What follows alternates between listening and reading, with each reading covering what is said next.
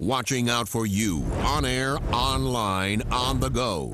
This is 24-Hour News 8. More than a dozen people are without a home tonight after an early morning fire gutted a Wyoming apartment complex.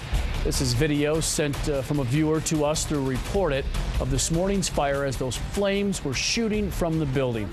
Tonight we're learning how that fire started. Investigators telling 24-Hour News 8 that cigarettes are to blame after being put in a plastic container.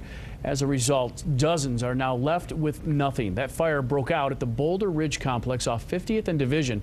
Everyone made it out alive, but some did have to be rescued. We have team coverage tonight, beginning with 24-Hour News 8's Mark Thompson. With the fire sparking in the early morning hours around 3:30, many of the residents here at the Boulder Ridge Apartments were shaken from sleep by alarms and thrust immediately into a flame-filled emergency. And all of a sudden I heard somebody say fire, and that's when I started moving, threw some clothes on, and just started going from there. And I'd seen other people, told them to get out, seen them out on their balconies and said that place is on fire. The fire started on a deck on either the second or third floor and spread upwards toward the attic. Firefighters responded quickly, but were admittedly short-handed. Wyoming is a combination fire department with some crew listed as paid on call. The initial response included only 5 firefighters who had to attend to people before property. Knowing that we have an apartment building and it's occupied, saving lives, getting people out is our first priority. And so with their limited manpower, they were able to get in there, get some people out that weren't still out, and then go attack the fire. Despite initial reports of a missing person, all residents made it to safety. Other departments eventually aided in the response. The roof caved in, but fire officials credit a well-built firewall, or they say the flames could have easily engulfed the entire structure. This is my mom, my 2 sons.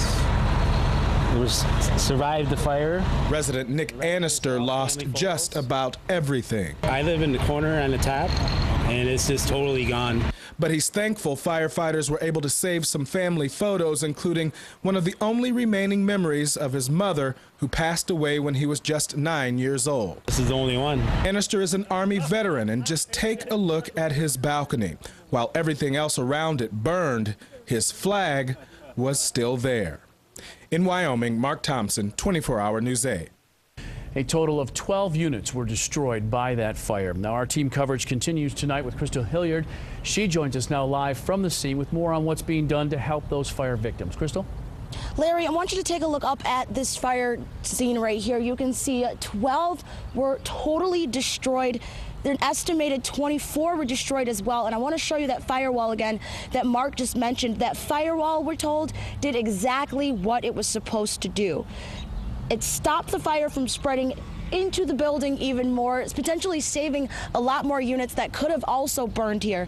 Now, the American Red Cross tonight is helping the families that are displaced from this fire. We're told 19 families total. They're assisting with food and clothing. Another 4 families are being helped with housing assistance tonight. Take a listen. Do you have anything right now? Clothes? Do you have anything? What I'm wearing. And $1.75. Those that need permanent housing assistance, we will give them direction and trying to assist them in getting back on their feet and recovery plans in place. Now, the number of full-time firefighters here on duty at any given time in Wyoming is strikingly low. Coming up tonight at 10 and 11, we'll take a look at if that affected the way firefighters fought this blaze. We're live in Wyoming tonight. Crystal Hilliard, 24-Hour News 8.